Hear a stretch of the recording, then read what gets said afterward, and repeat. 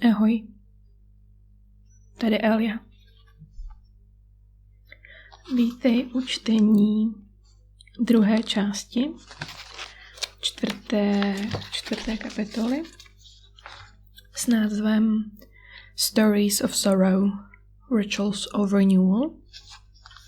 A je to čtvrtá kapitola knihy The Wild Edge of Sorrow, Rituals of Renewal and the Sacred Work of Grief od Francise Wellera.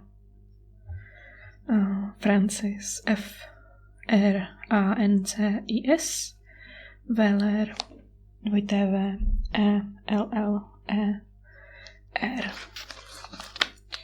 V první části jsme četli od strany 71 až po stranu 76 a teď budu pokračovat na straně 76.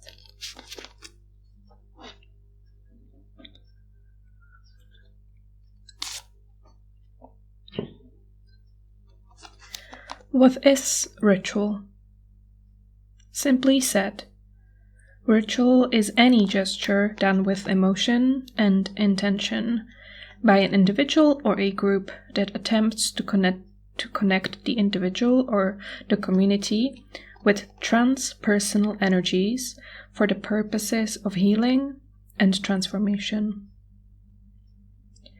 Ritual is the pitch through which the personal and collective voices of our longing and creativity are extended to the unseen dimensions of life, beyond our conscious minds and into the realm of nature and spirit.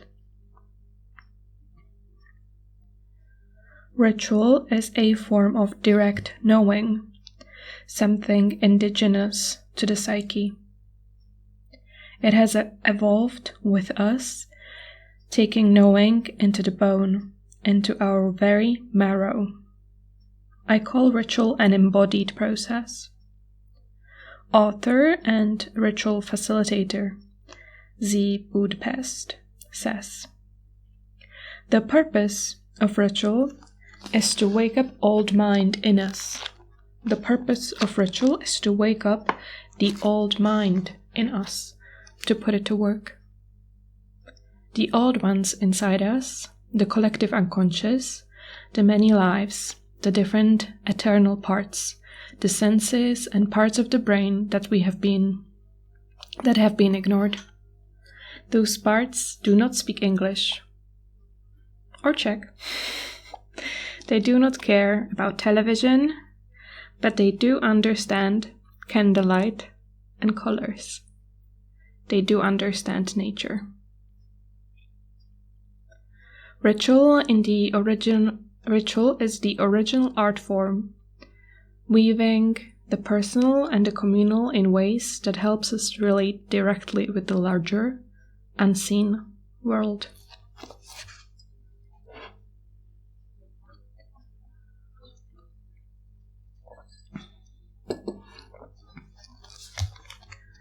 Rituals rise from the land, surfacing through the bedrock and the soil, and enter the imagination of the people that live there. In this sense, rituals evolve to reflect the entire context of the people's lives, the terrain, the animals and plants, the communal wounds, the patterns of weather, the stories and myth, the collective suffering, the beliefs. All these things combine and arise in a dream state, requiring expression in ritual form. Rituals also reflect the shared values and mythos of the community.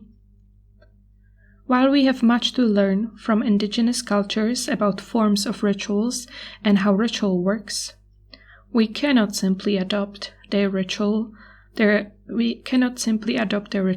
and settle them neatly onto our psyches. It is important that we listen deeply, once again, to the dreaming earth and craft rituals that are indigenous to us, that reflect our unique patterns of wounding and disconnection from the land. These rituals will have the potency to mend what has been torn, heal what has been neglected. This is one way that we may return to the land and offer our deepest amends to those we have harmed.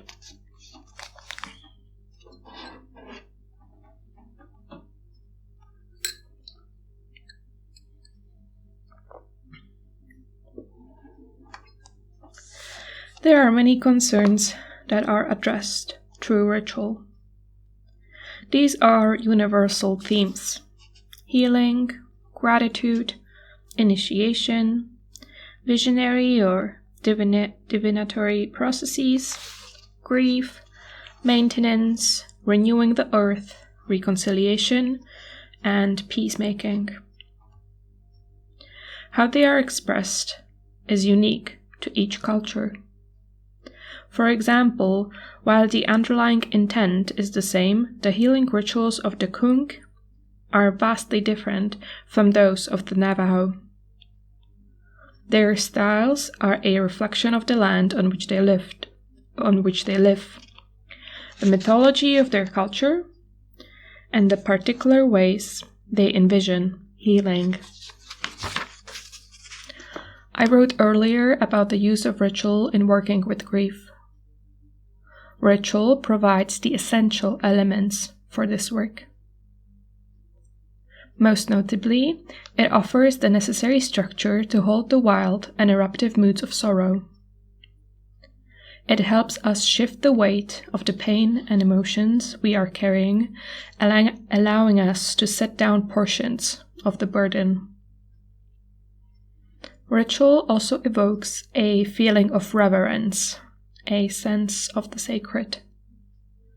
Not every loss requires a ritual, though every grief we carry is worthy of the sustained attention that is offered by one.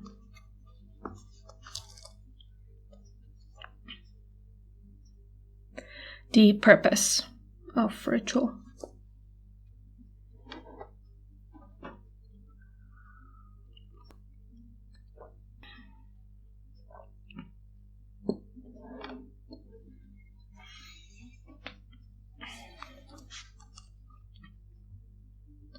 Ritual touches us in many ways.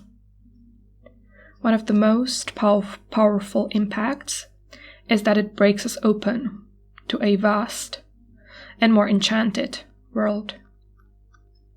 The first function of a ritual is to enable us to become transparent to the transcendent, to use Joseph Campbell's phrase. It fosters our link to the great mystery. Ritual elicits a certain vibration, a pitch, that enables us to individually or communally connect with the sacred. This pitch activates the psyche. In ritual space, movement, rhythm, expression of emotion, and direction of attention all open gateways to the sacred. At every grief ritual we have held, there has been a palpable sense of the sacred. We call upon this mysterious presence to help us do the work we cannot do alone. We call upon this mysterious presence to help us do the work we cannot do alone.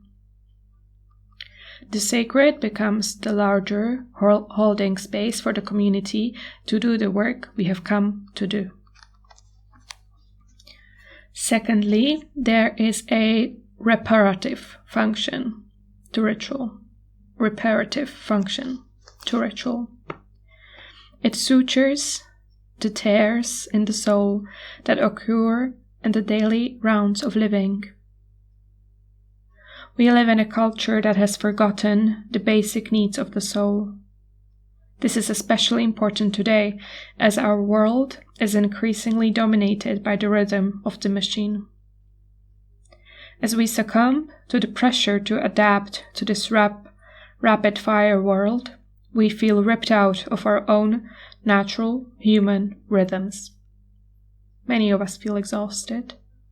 flattened by the energy expended to keep up with the pace of culture. These ruptures in our emotional lives are frequent, and yet we lack the basic requirements for restoration and healing.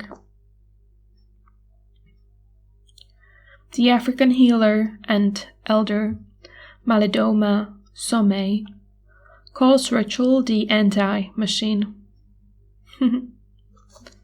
Ritual helps us remember and re-establish our inner rhythms, and to place them once again in accord with the deeper cadence of our soul. It restores our psychic foundations. By this, I mean we are aided in ritual space to remember what we really need to live in community with other humans and the natural world in a meaningful and enlivening manner. Living, as we do, in the belly of a soul-eating culture, it is imperative that we have measures that can help us come back to soul, especially in times of crisis.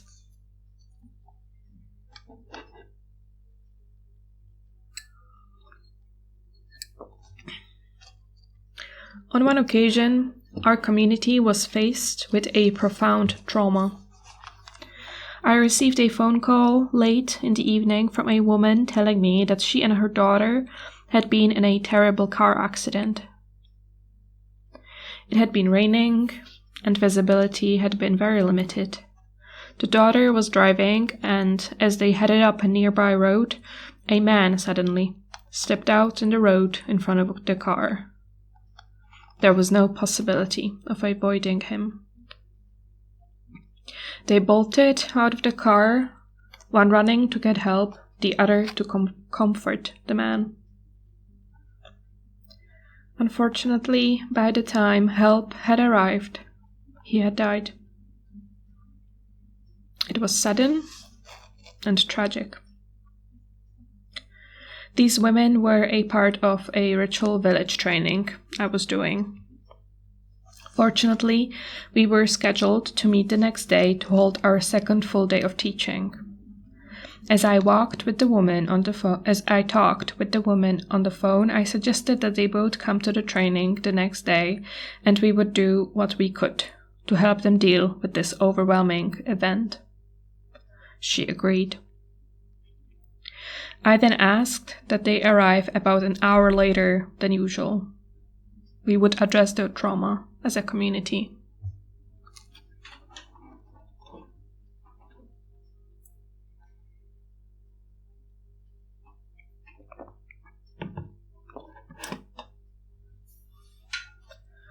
When I got to the meeting, I informed everyone about what had happened and that we were being called into emergency service. We needed to create a healing ritual for the woman and her daughter to help them restore their emotional equilibrium. When they arrived, the daughter was cold and shaky. She looked ashen and lost. We crafted a beautiful process for them that included comforting touch, washing of hands and feet, and ample holding. We also utilized some cross-cultural practices, such as smudging with sage, brushing them with rosemary branches, and anointing them with ash.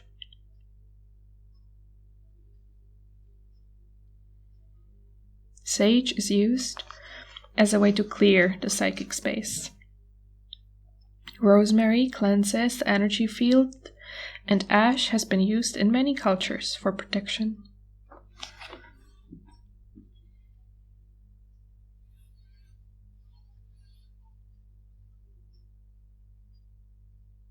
Slowly, over the course of hours, warmth returned to the bodies of the two women, and a sense of presence was restored with their souls. The accident could have triggered a major case of post-traumatic stress disorder, but it was eased and brought into the tolerable realm of grief and sorrow. The two women were hungry by the end of the ritual, a very good sign. And we all shared food, and we shared a feeling of having been knit together as a community by this intense experience. The reparative function of ritual was powerfully displayed. The third function of ritual is that it invites the denied and the forgotten aspects of psyche to show up, those abandoned parts of who we are. Ritual provides a space potent enough to bring the undeveloped aspect of our lives in order to help them mature. This is possible because the container, the safe space generated within the ritual field, is capable of holding the intensity of emotions associated with these aspects of soul. This is a pivotal function of ritual. However, inviting in the wounded, neglected, and rejected parts of our psychic life is risky. Without an adequate holding space to contain the emotional release that accompanies the return of these parts, we cannot commit to allowing them to return home. Psychologist Robert Moore writes, "Deep structural change requires a reliable psychosocial framing, the facilitation of a holding environment that can help individuals and groups tolerate the terrors of change, with its attendant painful truths and emotions." Ritual is a practice that seeks to make the repressed visible. This is, in part, why we fear it. On some instinctual level, we know the power of ritual. We recognize its potential to disrupt our ordered lives. And this is precisely why we need it.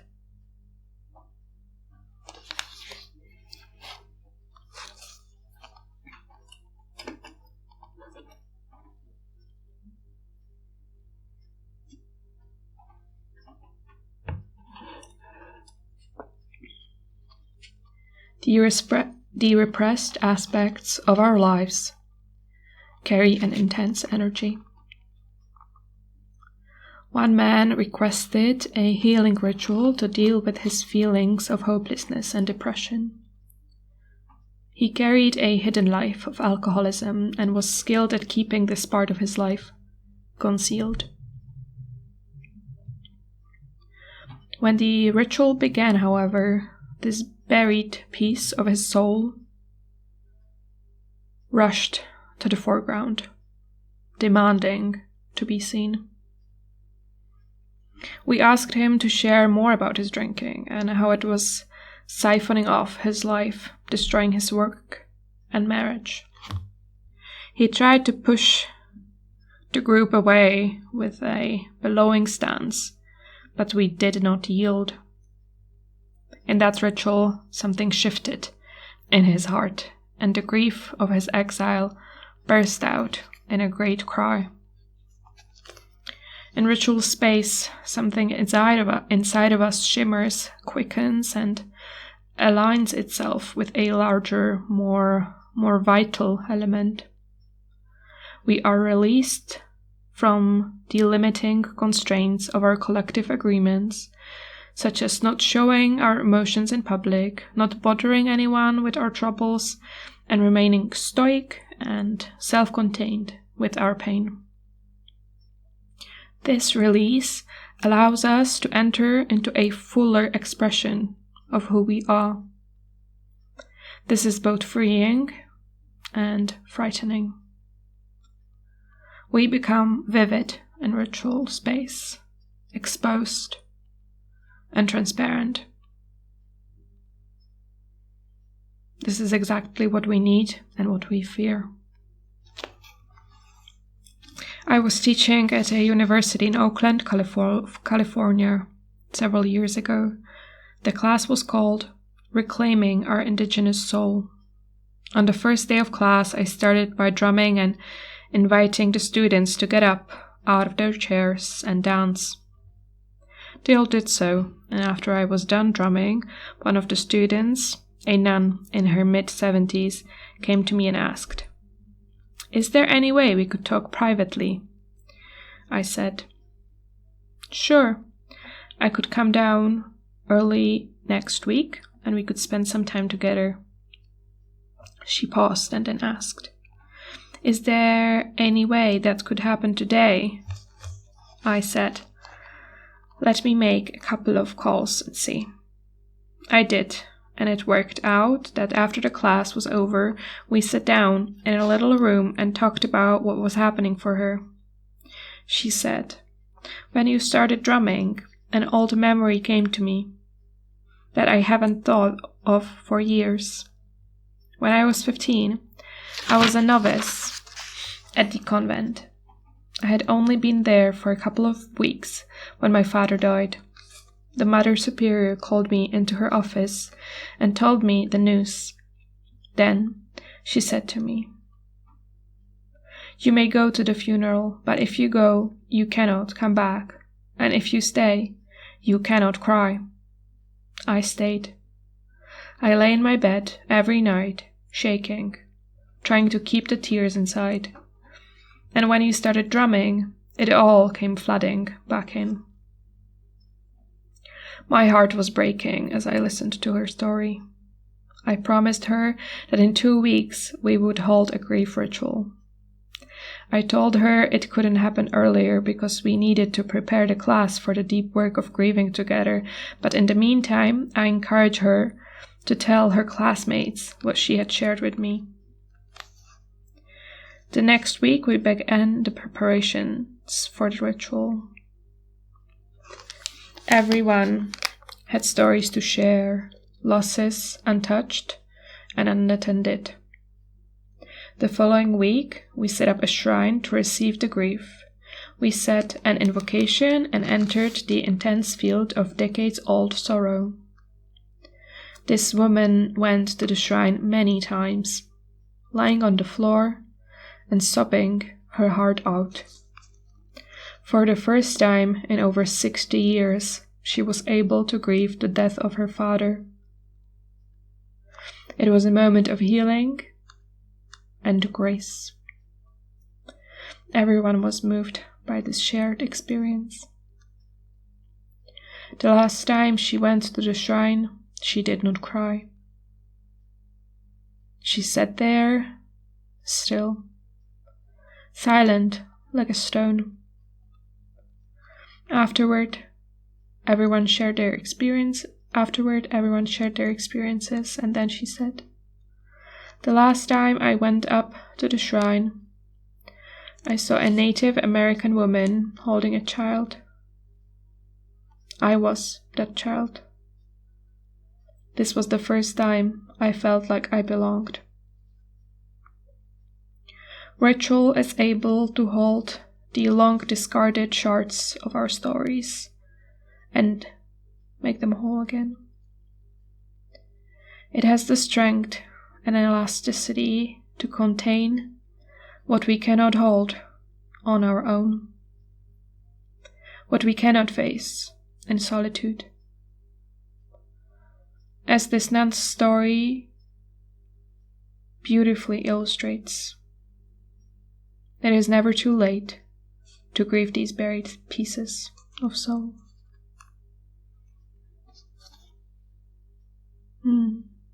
Tak jsme se dostali na stranu 82.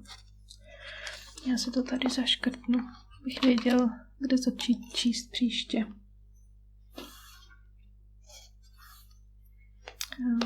Tohle byla druhá část 4. kapitolky Stories of Sorrow, Rituals of Renewal z knihy The Wild Edge of Sorrow od Francise Wellera. Mějte se hezky.